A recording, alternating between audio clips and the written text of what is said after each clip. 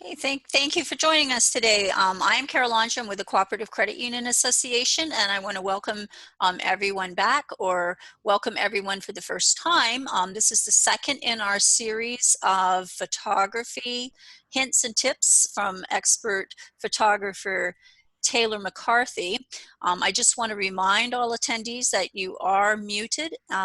During the presentation, please feel free to use the chat room or the questions and answer boxes at the bottom of your screen, and we will address all questions and answers at the end of the presentation. I just want to do a quick introduction for those who haven't met Taylor on the last session. I just want to introduce Taylor McCarthy. She's the owner and photographer at Taylor McCarthy Photography. She's been in photography for over 7 years and started with cheerleading competitions, which is just awesome. And then that kind of evolved into different kinds of sports photography, and she's been helping out with families since 2016. She's been doing sessions for families, the family portraits, and then she found out she just really liked the family portraits as well. So in 2017 she started her own business. So she's been in business for about three years now. Her business, again, T. McCarthy Photography. She has done weddings, high school seniors, dance recitals, football games, company events, and couples as well. And her mission in life is to make the clients feel comfortable in front of the camera. So that always makes for a better subject and makes for a better picture as well. And she's always up to a new challenge when photographing. And I do want to say we certainly have given her the challenge to help the Cooperative Credit Union Association and help credit unions as well, because credit unions, you know, we like to promote, we like to share pictures of the events, we like to share pictures of what we've done for our members or for charities, and you know what we do for our communities. And sometimes those pictures are not quite as optimal as they could be for being, you know, republished or put into newsletters or the newspaper. So we challenged Taylor to give us some help and help our credit unions and just people in general too, with some tips and some help in making sure that pictures can be a better end object. So Taylor, welcome back again today, and I'm going to let you go ahead and get into the goodies of this session. Thank you. Welcome back, everybody. So I am just going to continue on from our first kind of session. So in the first session, we talked a lot about composure. We talked a lot about sunlight. So we talked about where to place, you know, a large group, or even to photograph at kind of a different time of the day if you are, say, photographing the outside of the bank or something like that for marketing. We talked about that. And we talked about resolution. So we talked about the picture quality. We talked about a lot of different things. We talked a lot about light, though. So we're going to kind of just continue on from where we talked about. Now, last class, we talked about specifically taking photos on a phone. Today, we're going to step deeper into what is a DSLR camera, which is the camera that you see every photographer have. It's a camera with an interchangeable lens. That's a DSLR. So we are going to talk more about that specifically. And here we go. Okay, so to kind of continue with how we talked about last time, the rule of thirds. So where you don't put your subject directly in the center, you off-center them a little bit. So this is continuing from that. So this is what's called framing your shots. So it begins with your subject. So what part of the subject do you want highlighted? So when you're in a camera or even your iPhone, it'll show dots around what you want the picture to focus on, or if you tap your iPhone, a little yellow box will come up of what you want to focus your photo on. So you just click that. So that's a really big part of framing your shot, is what do you want the focus to be? Do you want it to be me? Do you want it to be everything behind me? So again, it says on here, it could be a person, a river, flower, building, etc. All other elements of the picture should be organized to showcase the main subject. We did talk about this a little bit in the last session. I had a couple's photo. I don't have it on this PowerPoint, but I had a couple's photo with a bunch of trees in the background. And I talked about how they really asked for something rustic to put in their house. They just bought a house together. So they wanted a rustic feel. So I made sure that the photo was really long and my frame of subject was very big, so that way the background was shown. So in here, the 3 kind of hints and steps to framing your subject is don't center, oh, that's a typo. Sorry. Don't center your subject. Place it accordingly to the rule of thirds. So again, you want it off a little bit to the right, top, bottom, or kind of left.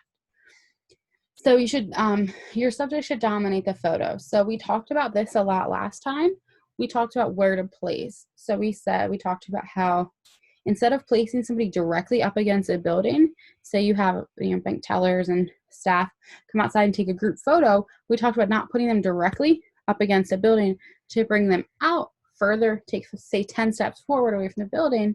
So they are the focus and then the building is in the background. So that's another thing. So your subject should really dominate, and you can get closer if you need to zoom it in.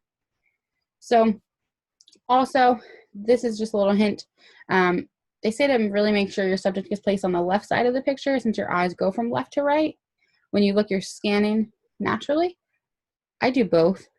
I was taught to always have your subject to the left. I kind of do both depending on the photo, and you're going to see that.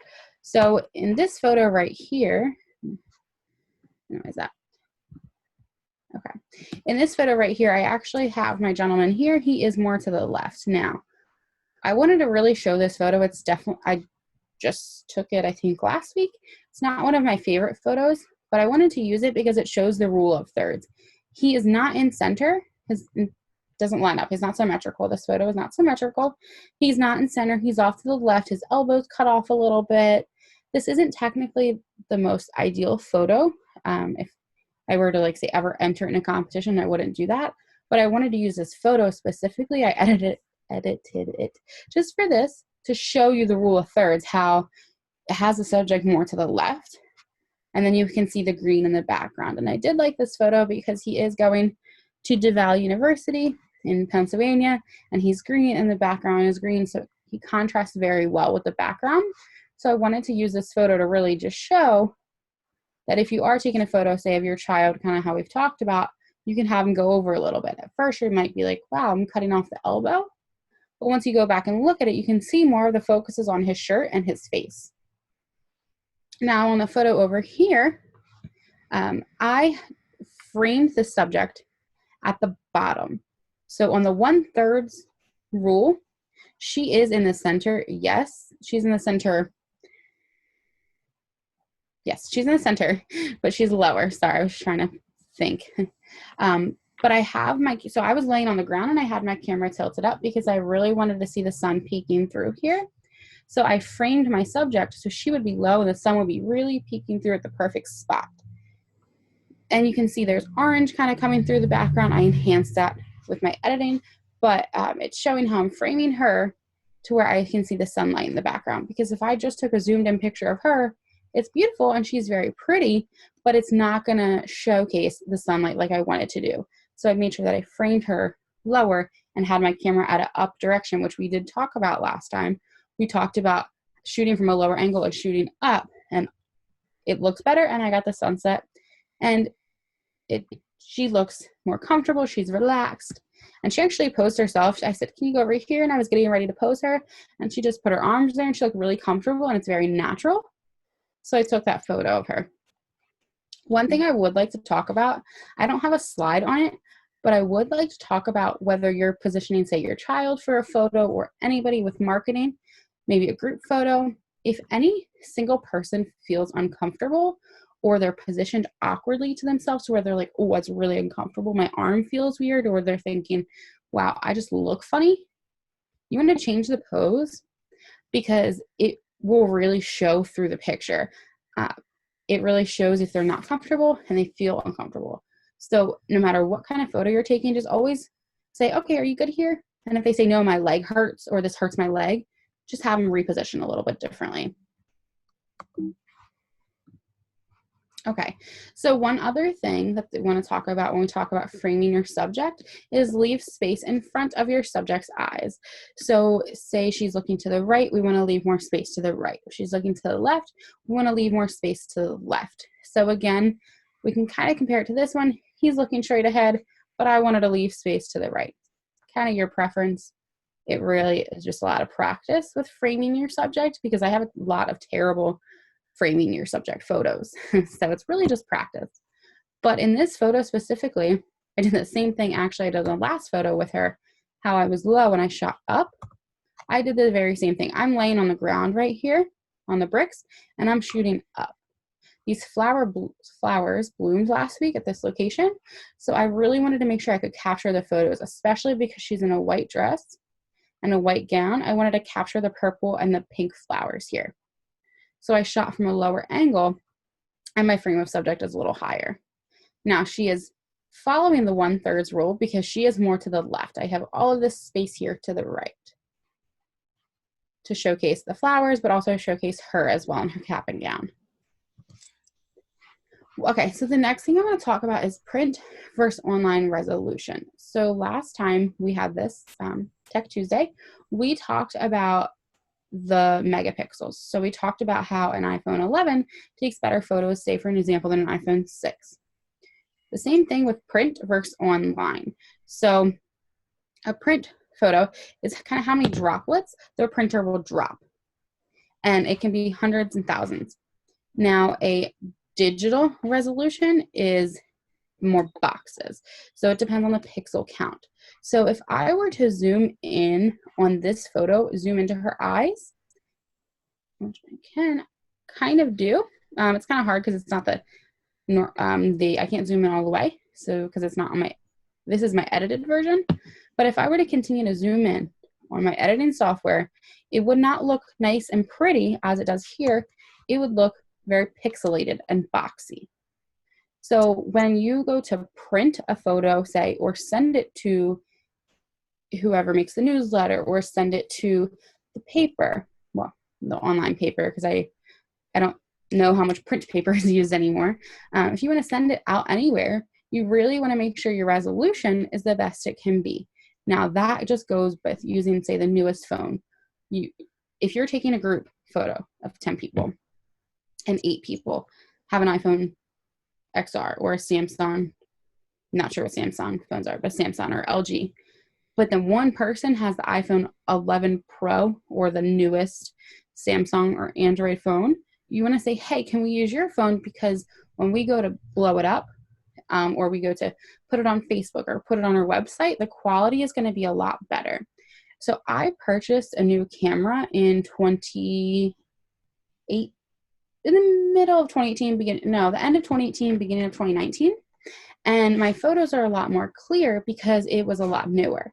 If I would have taken this photo specifically of this gentleman in 2017, 2018, it would have been a lot more blurry as I zoomed in. Now it is a little blurry when I zoom in, but that's because it's on a PowerPoint. It's not the photo that I presented to the client.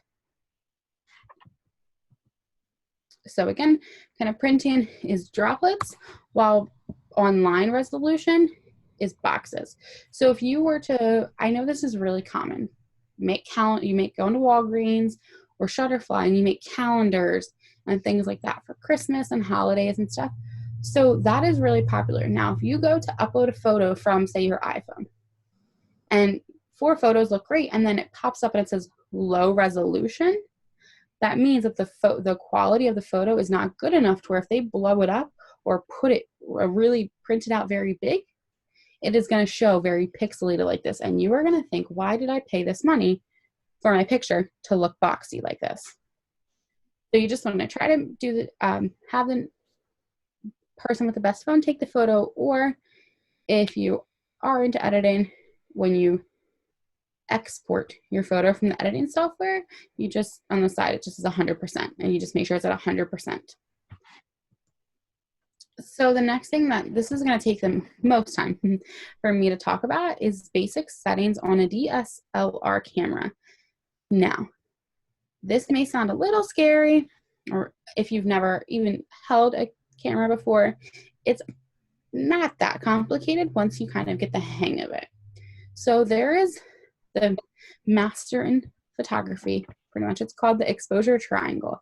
So it's kind of said, photographers say, once you master the exposure triangle, you go from a beginner to photographer to definitely more professional levels where you can gain business. Now, when I started my business, I definitely did not have the exposure triangle mastered at all. Not at all. I thought I did. Not at all. So there are three parts of the exposure triangle: aperture, ISO, and shutter speed.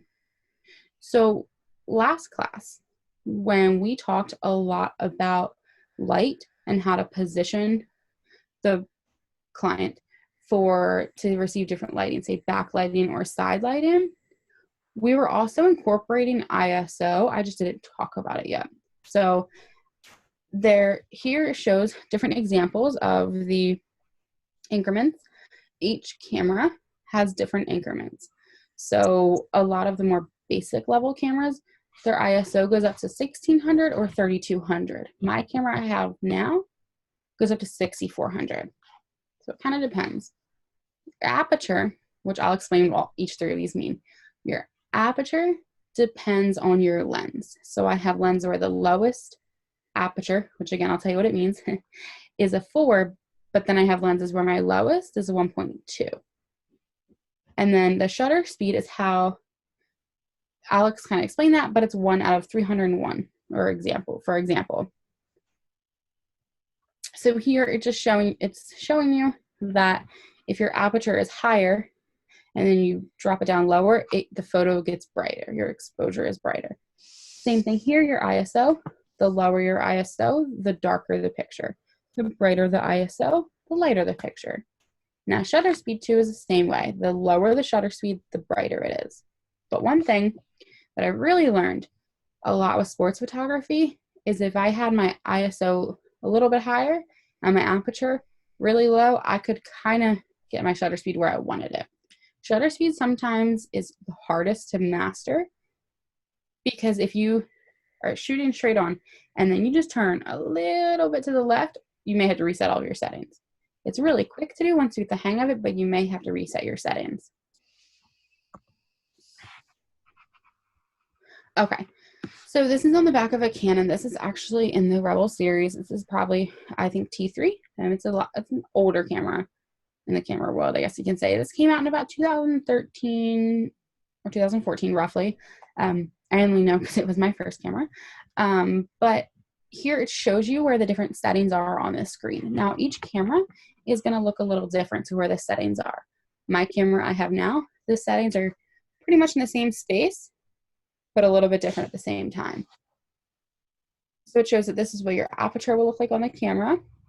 Here it'll say ISO and it'll have the number and your shutter speed, your aperture, and your ISO. And then there's a few other settings now. My camera is different, so I don't have all of these settings. This is just how many photos you have left. This is what mode you're in. This is white balance. This is what quality you're taking the photos in. So if you do have, say, a DSLR camera and you're using it for marketing, always shoot in RAW. That is how you will get the best quality.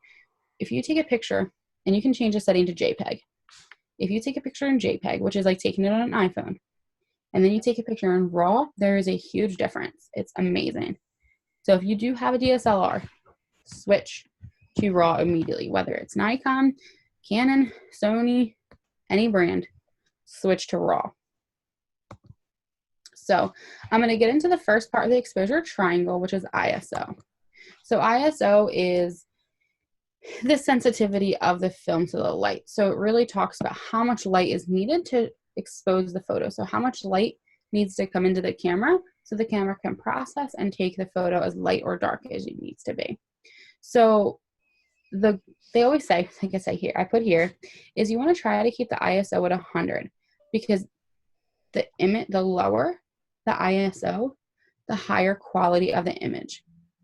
If my ISO is at 6400, which is the highest my camera can go, my camera is working very, very hard to let in light to take a photo.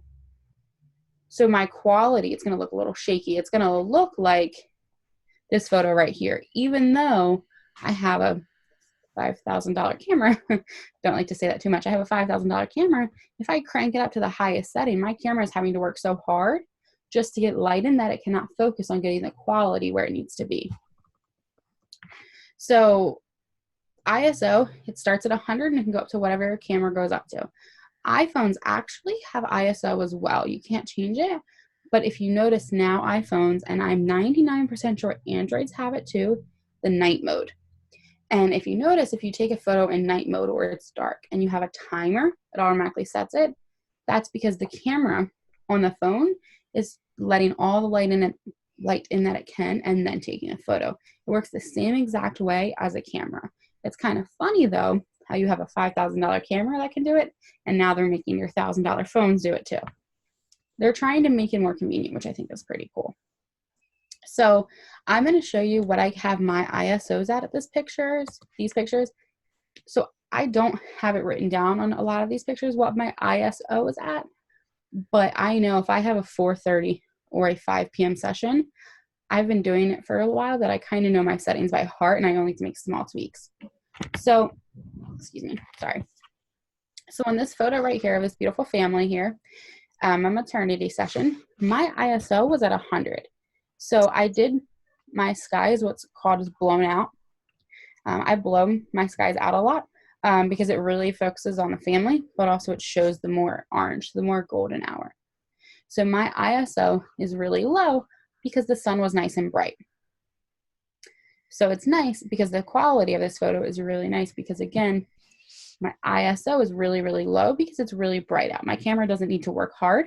It just needs to take the picture, and it doesn't need to let allow a lot of light into my lens.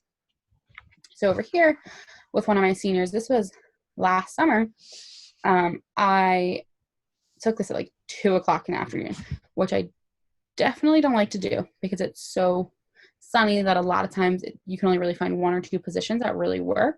Like we talked about how it's not reflecting over their face, how the light is behind them and they are completely not have any reflections over their face.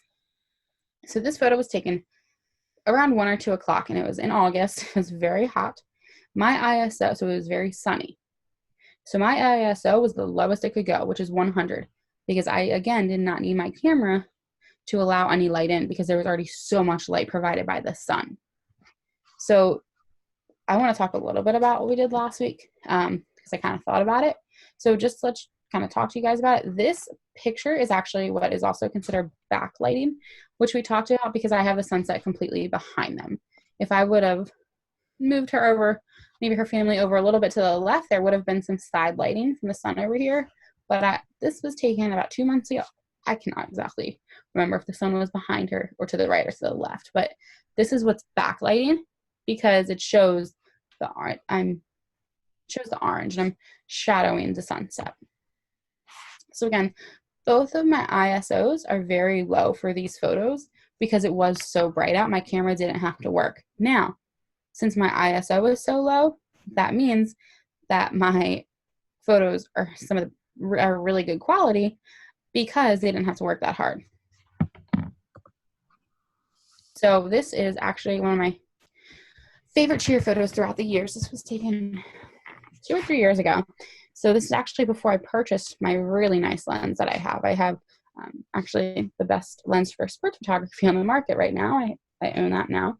This was before I owned it. So the photo is automatically a little blurry because the lens quality isn't there. But my ISO in this photo was 3200. And like my camera goes from 100 and it goes up to 6400. Once you hit 3400, the quality really starts to deteriorate. So I was in the one of the local high school gyms, and it is dark and there's a lot of people and it's orangey. There's so in this gym specifically, the school colors are yellow and blue. So on the side walls over here, what you don't see is all the yellow and blue banners. Now you may think, okay, there's yellow and blue banners. It doesn't matter. Well, when the sun is coming from these windows up here, as you see, it's reflecting off the yellow and blue banners. So then it's making them look all kinds of different colors. So these sports photos specifically took heavy editing, which I normally don't have to do for sports photos. Because it was so dark in there, my camera had to work so hard to be able to capture these girls and them not be very, very dark.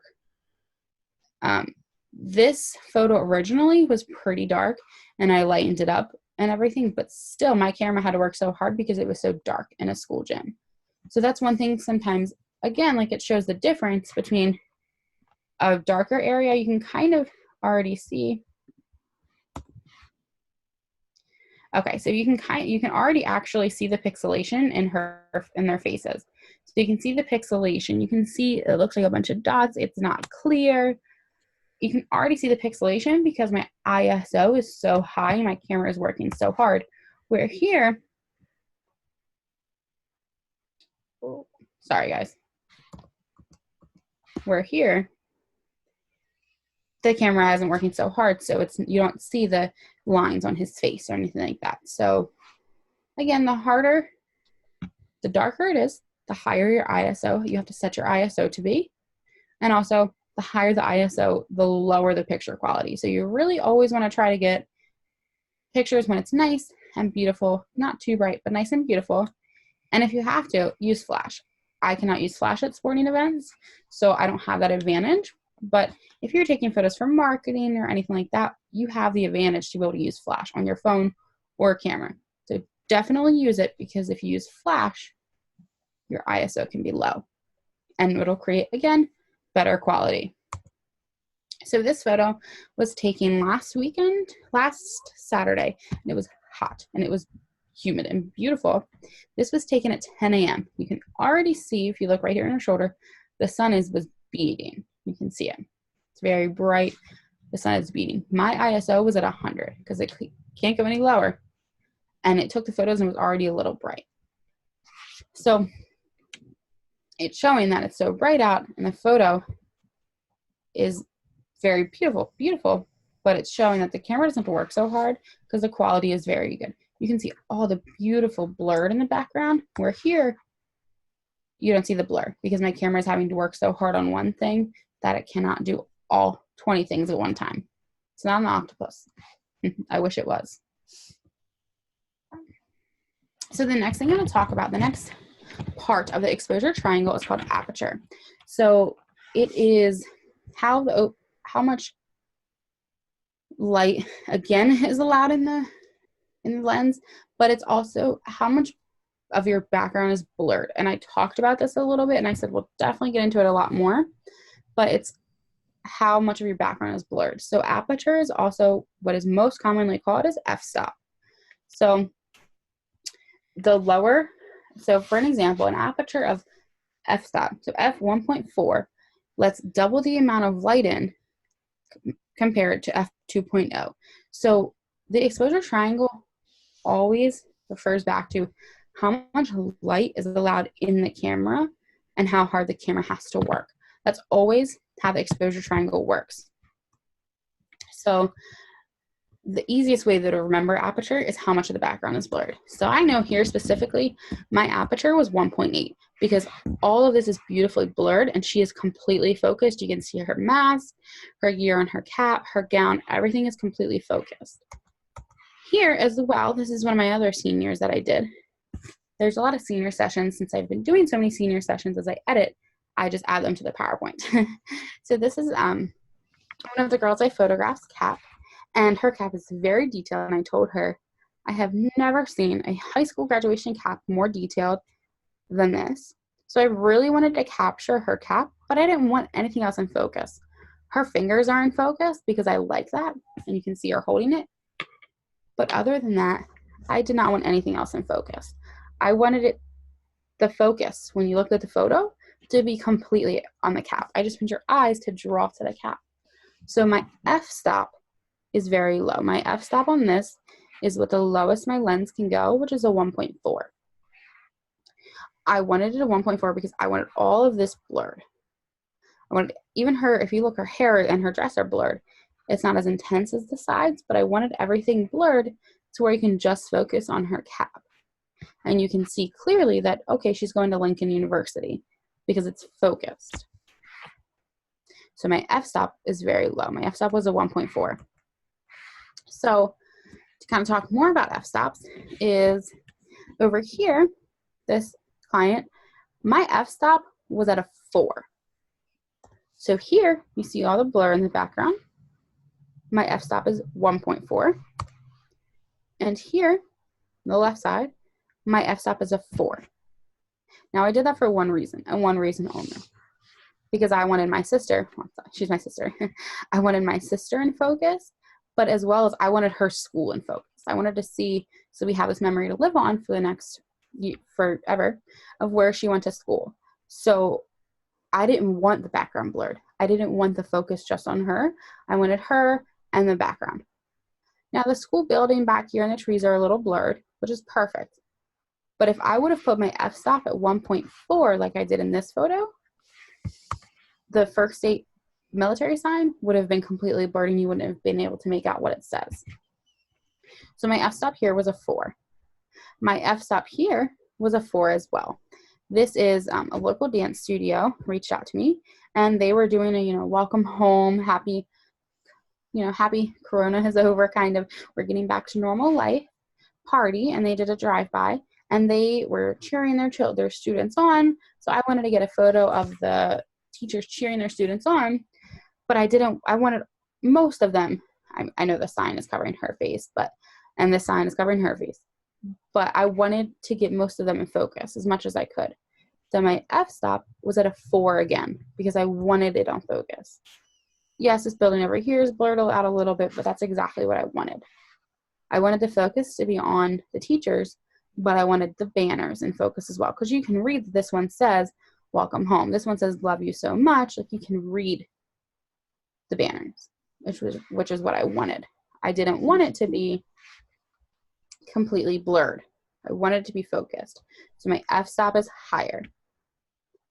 So my f-stop for both of these photos is a 4 again, because I wanted more in focus. So the higher the f-stop, the more of your background that's in focus. The lower the f-stop, the least amount of your background that is in focus. It's really easy just to see the difference here and then compare it to these photos as well. So this is one of my favorite football photos actually I've ever taken.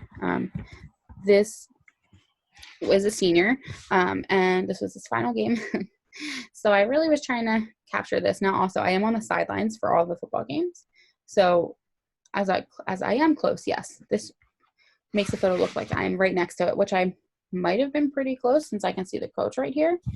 But my f-stop for this is a 1.8. As you can see, is that right? Yes, the 1.8, okay. So here, the coach, this is a coach of the other team actually, it's blurred. My gentleman here is focused. Now this gentleman's arms are in focus because he is touching my point of focus, which is this football player. And then these players are blurred and the background is blurred. I wanted the focus to be solely on this one specific athlete who was carrying the ball in for a touchdown. So I wanted it to be on him, so I knew that I wanted my f-stop a 1.8 or 1.4. Now, whenever I shoot sports, my f-stop is always a 1.8 or 1.4 because I am on the sidelines, so I don't get as many zoomed back pictures of the entire field. I don't get any of that. I get, each player in each moment. So I want it to focus on that player when I'm taking that photo. So I want my f-stop to be a 1.8 or a 1.4. So it just focuses on the player individually and not the entire field. If my f-stop was a 4 on this on this picture, the coach would have been in focus and all of these athletes would have been in focus. So if you were to look at the photo with none of this blurred, you may not have focused on my senior here with his football. You may have focused on, oh, what number is he? Is he a 42? Is he 12? Because I see the 2. You might have thought something like that. But as soon as you look at this photo, you just look directly at the senior and you say, okay, he's holding the ball and this player here is trying to take it. Now, which is kind of funny to say this, but actually I followed the rule of thirds. Now, when I shoot sports, I'm shooting so fast. In a high school football game, I take about 900 to 1,000 photos. And then I send out to the school about 120, 130 a game. So I cannot focus on the rule of thirds. So say your child is playing soccer. You're clicking photos. You can't focus on, are they more to the right or more to the left? So you just have to snap and then kind of see what happens and maybe crop a little bit. Just very easy editing. So if you have a child, say playing, I just use soccer because it's easy, say playing soccer, and they play at 10 a.m., you want your ISO to be at 100, and you want your aperture to be very low. Now, the one thing you want high when it comes to sports photos, or if it's super sunny, is your shutter speed. So your shutter speed is how fast the lens or the camera behind the lens closes and opens. So the mirror behind there. So it talks about how long the sensor or film will be exposed to light. It's measured in fractions of a second. So that's why it's 1/100, 1/200. The longer the shutter stays open, the longer the sensor will be exposed to the light and the more bright the picture will be. So if I set my shutter speed to 1/200, the photo wouldn't be crisp because he's moving very fast, but the photo would have been very, very bright. But this was at one to 800, 1 to 1,000 as my shutter speed. So while adjusting the shutter speed, and so I put here, while adjusting the shutter speed, you definitely want to also, like I just said, keep in mind the movement. So shutter speed, if it's really, really sunny out, you want your shutter speed high. And if you're doing sports or moving very fast, you want your shutter speed high. Shutter speed is one of the hardest for amateur sports photographers, because you may think, oh, I have it as 1/600, it's high enough. But then as soon as you, as we talk about, blow that photo up, you see how blurry it is. Say the arm is completely blurred and they're holding the ball with this arm. So it completely changes everything. So this photo here was taken after a game, and actually I wrote what all of my settings were at. So this my ISO was at 400. Now you're thinking, wow, it's black. You can see how dark it is outside. The background is completely black. This is a Friday night game. It was probably 10:30. So it was very dark out. And this was the first game, so September. So it was really dark out. So my ISO was at 400, which is really low for when it's really dark. But you can tell as the backlighting is right here on him, there were stadium lights. So it helped me out. But my ISO was at 400 because even with the stadium lights, I still needed to brighten it up. My shutter speed was 1/600 because they had just finished the game. This was right after they just won their game. They won their first ever game, and not even that season, like first ever. The high school is very new. They won their first ever football game, so it was a very big moment. So my shutter speed was already high because the game just finished, maybe 10 seconds before he kneeled to pray. And number 12 went over to kneel with him, to be with him. So my shutter speed was very high. If we had a few minutes and they posed this photo, my shutter speed would have been lower because they're not moving. So now my F was at a 2.8, but that is again because when I shoot sports and football, I keep my f-stop low so that way this is not in focus. And this photo was taken by a complete accident, and it actually got published in the paper as well. This photo went really far around our state. So I have here these two gentlemen here. Everything is blurred. The field is in focus a little bit. His helmet is in focus. It's a really nice photo. So it's actually my favorite photo I've ever taken in the entire world. But my ISO is 400, so that's not really high and that's not super low. It's kind of in the middle, which is great. My shutter speed is high, again, because there was so much movement right before this photo, and my f-stop is low because I wanted them in focus. So here's another sports photo. I know I use a lot of sports photos, but it's the easiest to show the 3 different settings. You can really show the difference in the settings. So as you can see, the photo is a little blurry and crooked, I think. So as you can see, the background, you can see the cars here. It's not blurred. The cheerleaders, they're not blurred. The goalpost is not blurred. The flags, nothing is blurred. So automatically, right when you look at this picture, you should think, okay, her f-stop is high. My f-stop was a 4 because I wanted the cheerleaders in focus. I know they're cut out over here, but I wanted them in focus. I wanted to be able to see all of the athletes running. I wanted to be able to see the flags. So that was my goal for this photo, was to have my f-stop high because I wanted everything in focus. Now my shutter speed is very high. My shutter speed is 1 out of 1,000 because these are high school football players. They're very excited. This was the first ever home game, first ever homecoming game at their own field, first ever game on their own field. It was a very, very big day. They were very excited and they were charging me.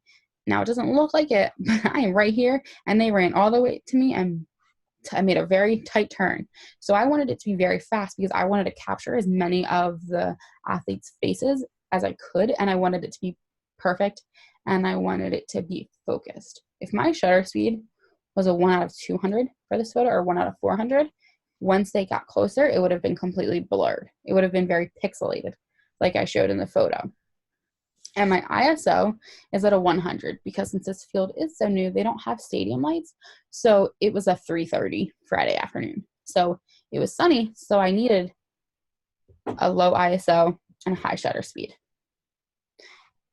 When I shoot a family session, my shutter speed, so if I shoot this session, my ISO was at 100, my f-stop was at 1.4 or 1.2, and my shutter speed was at 1 out of 400, 1 out of 600. Not because there's a lot of movement, but because of how bright it was outside. Now, if you're shooting a young child, say a child, or honestly anybody under the age of 8 or 9, I keep my shutter speed a little higher during the photo sessions because kids move. Kids don't sit still. So I just keep it a little higher in case they are moving and we get the one photo where they're looking and mom's like, oh my goodness, we took 20 photos and there's one photo of them looking and it's blurry.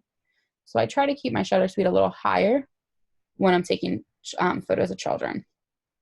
So this was a softball tournament last year. It was very hot out, very, very sunny. My ISO was at 100. My f-stop is at 2.8. And what I love about this photo is my shutter speed was at 1 out of 800 or 1 out of 1,000. But what I love is it shows you, with the higher shutter speed, it shows you, sorry, I'm trying to get it to where I can zoom in, but I cannot do that. But what it's showing you is it's showing you the dirt. And as you can see on her shoe, if I zoom in just a little bit, it's like it's frozen in time, pretty much. So when you have a higher shutter speed, it freezes at that moment. So it's really cool because it's showing all the dirt and it's frozen. And you can see that she slid and there's dirt coming. If my shutter speed was a 1 out of 200 or 1 out of 400, you would not have, this would have looked like a blurred mess. All this dirt would have been a blurred mess. Now, again, cheerleading is what I started with, so it is what I do, I kind of think best at. So over here is a high school, one of our local high schools. It was our homecoming game. My ISO was at 400 because their stadium lights here at this high school is newer. Their stadium lights are beautiful and brand new and very, very bright. So I didn't need a high ISO at all. My shutter speed was high. My shutter speed was 1 out of 600 or 1 out of 800. Cheerleaders, they flip. In rec cheerleading, they don't move too fast. So I can get away with a little bit lower shutter speed. And my f-stop was 2.8 because as you can see, there's a gentleman right here. He's blurred. The football players back here are blurred. The scoreboard's blurred. You can see the numbers, but it's blurred. But all of the cheerleaders are in focus, and that's exactly what I wanted. I wanted just the cheerleaders to be in focus. So my f-stop was low. I'm thinking 2.8 to 1. 2.8 or 1.8. Kind of depends because I'm trying to think of what lens I had. If I had my brand new lens or not at the time, that kind of depends on what my f-stop was. So again, back to everything that I've talked about. So here, your aperture is your f-stop. So if you put a lens on a camera and, well, the lens tells you on the side, but, and if you're trying to get it to go down, it won't go past 4. That means the lowest it'll go is 4. There's a point where it's the lowest you can go. So it'll tell you that. Now, shutter speed, there is 1 out of 4,000. I've never shot that high in my life, and I probably never will. That's really, really fast. Maybe for NASCAR drivers, maybe, I'm not sure. But the really cool thing, and since this is an older camera, it's down here, but this is also a newer camera also. It's called the exposure composition. So what it shows you is if, say, realistically, this would not be lined up. So this means that the photo is perfect. You're allowing the right amount of light in. It's not going to be, well, to the camera's standards, it's not going to be too light or too dark. But when this little black line moves all the way to the 2, it means it's adding extra brightness. So a goal really, when you're always changing the settings, is to get this to 0. One thing is when you are changing settings, you do that in what's called manual mode. That's how manual mode is how you control your exposure triangle. So your shutter speed, your aperture, and your ISO. That is manual mode. So it might sound like a lot today. It might sound like, wow, it's a lot of information. It's not that bad. It takes practice. It really takes just a lot of practice and a lot of going out, playing around with the camera, and learning stuff. Because as you guys saw last week, there was a lot of times where I'm like, oh my goodness, I did not like this photo at all from a few years ago when I started my business. But now it's better, and I've learned because I've practiced. If I don't practice, I don't learn. I haven't shot a session. Well, I had something happen. So I took November off. I graduated in December, and nobody does sessions in January. And then Corona happened. So I didn't really get many. I didn't shoot this spring really. So I couldn't start shooting it again until June 1st. So I haven't shot for quite a few months. So getting back, when I went back June 1st, I was like, whoa, I felt like I didn't know how to use a camera again. I felt like I was learning all over. And I messed up a few times, but that happens. But I fixed it and got it figured out. So, but I didn't practice. And that's kind of what I should have done, is I should have practiced during quarantine. I mean, I have a very big backyard. I should have went out and taken my sister or my dog or something and went out and practiced, but I didn't. So that was my mistake. But I'm practicing again, because again, practice only just helps you get better. So that was really the exposure triangle. Quick version. I hope I kind of explained everything to the best of my ability. Sometimes it's hard because it's hard to explain it. It's easier to see it. That's why, again, I told you last time, I'm a visual learner. That's why I show so many photos, because that's the only way that I can learn. Is if I physically see, okay, here's the difference in an f1.4 and an f4. I can physically see the difference, then I know. Does anybody have any questions or anything? I didn't think it would be this fast today. Well, Taylor, I just want to, in my mind's eye anyway, I'm thinking the exposure triangle is kind of like your eye, and the aperture is how wide you open your eye, and the shutter speed would be like how quickly you blink. Is that something that would be kind of, comparable? I mean, that's what I'm kind of getting from that. I would have to agree, because if you really think of it, and if you really look into it, a lens, inside of a lens, looks like an eye. If you move your lens up and down, you can see, we can call it the pupil, for example, the pupil open wider and close and get smaller. You can see the difference. So yes, ma'am. Okay, and then like you said, practice, practice, practice. Luckily, these days with everything digital, whether it's your camera or whether you have would you say a DSL camera? DSLR, yes, Yeah, ma'am. okay. Whether you have a nice camera like that or whether you're using your iPhone or something like that, you don't have to send the rolls of film off to get them developed and wait and see what shows up. You're able to take a look at your pictures almost, right away, and able to make those adjustments on the fly, so to speak. Yes, ma'am. So that is one really nice thing. I used to not do it, but after I take a photo and I turn a little bit, I take another one and I check really quick in the middle of the session, because you always have to adjust. Like we've talked about, the sun adjust, or if you move the subject a little bit to the right or a little bit to the left, it changes everything. So you're always adjusting. So it is really nice to be able to have the digital, and even the iPhones, you can go back and look and say, oh, okay, I need to move just a little bit this way so the sun hits differently. Or I need to turn my subject in front of, say my subject is holding a certificate and we want to post this on Facebook or where you mark it.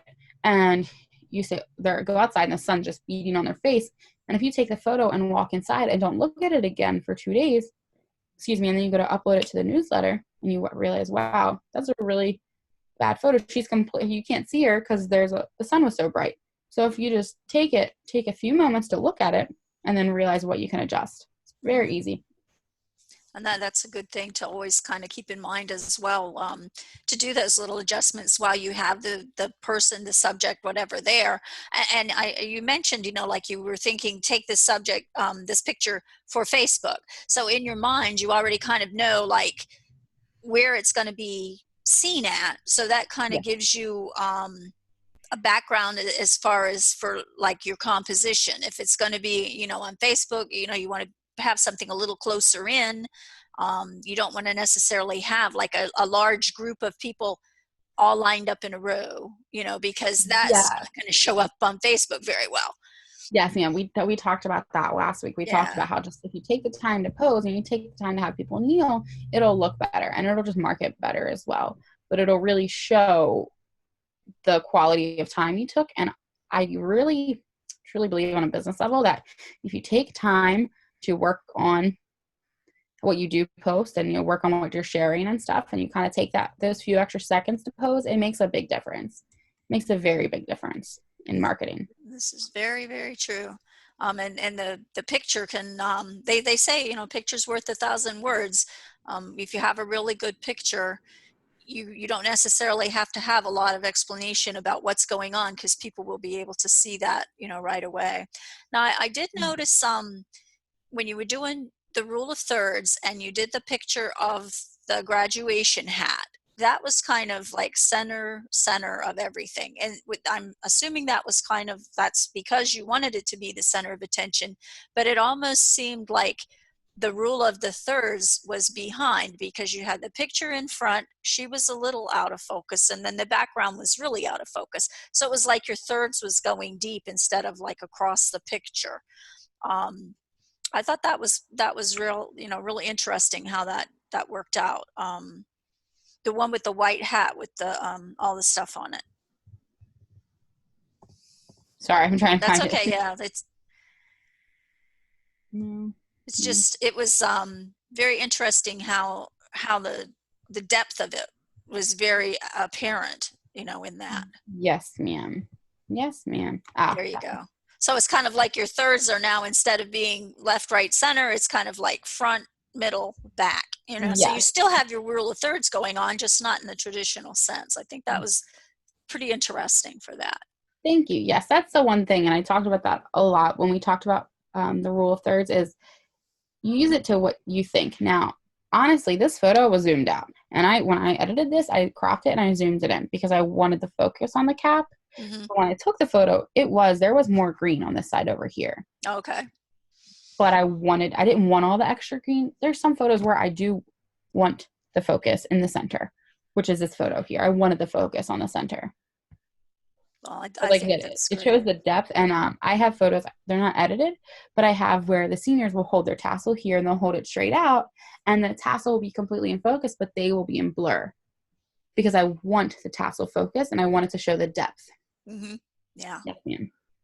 I have one with a gentleman holding a football as well. That's very cool. Very cool to think of the different ways that you can do it, other than just like, and I like that you also kind of got down on the ground, not just standing. It gave a totally different perspective than what you could get. And even with adults, I know they always say, like with kids in that, kind of get down onto their level, eye level with the kids. But, for that, with being able to bring the pictures here and then have her standing back there a little bit, I think that was really showing some good depth there. So it really gave a lot different picture, I think, than if you had been standing up. You would have missed so much of that in the picture. And I always say, I don't wear nice clothes when I do photography sessions because half the time I'm rolling in the ground. Yeah. That's like kind of a joke. My assistant and I have. It's kind of a joke. So I am always kind of laying down and getting that up angle. And a lot of times it's more flattering too. It's just more of a flattering angle. As long as the chin's not down, if you have a client or children are really big on putting their chin in. So if you just tell the child, bring it up a little bit, not all the way up because they do that too. I get that all the time. They look at the sky. Bring it down some, and then it's a more flattering angle as long as the chin isn't in. If the chin is in, it is not flattering and nobody's going to like it. But as long as the chin's up, it's actually a very flattering angle versus straight on.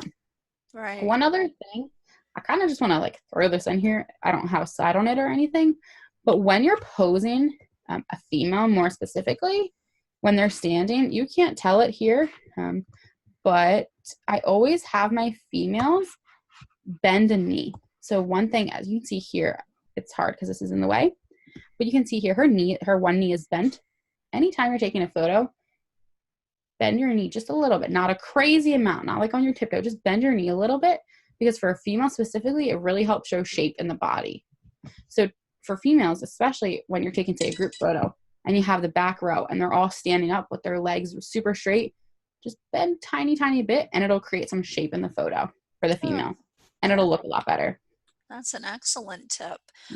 I want to open up and remind everybody, if you have any questions, please use the chat room, use the question and answer box. Taylor's here to help you out, whatever questions you have. Really appreciated all of these tips. And I think now I know when I've often heard some people talk about, an aperture, or I've heard, as I've been having pictures taken, something, f-stop, and I'm thinking, well, what is that? So now I have a pretty good idea of what that is. Now, what I'm going to need to do is figure out, how to best use them. But as you said, practice. So that's what I'll be doing. And even in this one, I can kind of talk about f-stop right here, which I didn't because it was early on, but it shows you, I have just my gentleman here focus. My f-stop is definitely a 1.4, where here, my f-stop was a 4 because I wanted the fence. I wanted the flowers. I cannot think. I wanted some of the trees in focus, and I wanted to be able to see the sun. So, but she's in beautiful focus as well. So I just play around when I'm in the middle of my session, really, is what I do. And it's good that, it gives that depth and image. And a lot of my pictures, they're just blurry because they're just blurry. Now I know I have to, I have to focus, no pun intended. I have to focus on getting those apertures and those f-stops so that my pictures do show some depth and some movement, even if the person is standing still. Much better picture that way. So if anybody has any questions, comments, please go ahead, use your chat room, use the questions and answers.